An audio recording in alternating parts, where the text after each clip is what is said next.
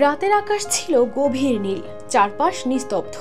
হঠাৎ এক ঝলকে সবকিছু যেন আগুনে জ্বলে উঠল। কোনো শব্দ নেই, কেবল আলো, তাও আবার লাল, যেন কেউ আকাশে আঁকলো আগুনের তুলির এক টান। কিন্তু এটি প্রায় ৫,০০০ মিটার উঁচু পর্বতের চূড়া থেকে ক্যামেরায় ধারণ করা এক বিরল প্রাকৃতিক ঘটনা, যাকে বলা হয় রেড স্প্রাইট। এটি মূলত এক ধরনের লাল রঙের বজ্রপাত, যা সাধারণ চোখে দেখা যায় না। ক্যামেরায় ধারণ করা এই দৃশ্যই এখন আলোচনার কেন্দ্রবিন্দু হয়ে উঠেছে।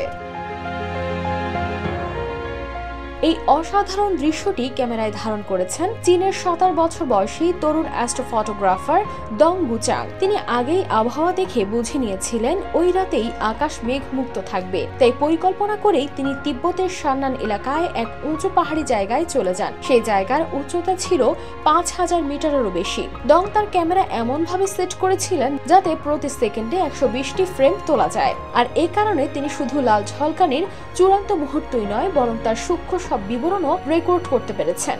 তিনি জানান, ক্যামেরা ঠিক দক্ষিণ দিকে তাক করেই বসেছিলেন, কারণ ওদিকেই বজ্রপাতের সম্ভাবনা ছিল।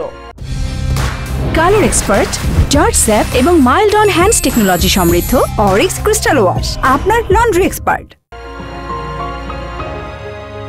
তার কাজ কিন্তু এর আগেও বিশ্বজুড়ে প্রশংসা পেয়েছে। ২০২১ সালে দং ছিলেন রয়্যাল অবজারভেটরির Astronomy Photographer of the Year প্রতিযোগিতার সবচেয়ে কম বয়সী বিজয়ী। সে সময় তিনি একটি সূর্যগ্রহণের ছবি তুলেছিলেন, যার নাম ছিল দ্য গোল্ডেন রিং। যদিও ফুটেজের সঠিক অবস্থান বা সত্যতা এখনো স্বাধীনভাবে যাচাই করা যায়নি, তবে এটি এরই মধ্যেই বিজ্ঞানী ও আকাশপ্রেমীদের মধ্যে ব্যাপক আগ্রহ তৈরি করেছে। অনেকে বলছেন, প্রকৃতি যেন আবারও প্রমাণ করলো সে চাইলে মুহূর্তে সৃষ্টি করতে পারে এমন দৃশ্য যা মানুষের চোখে স্বপ্নের মতো। News desk, RTV।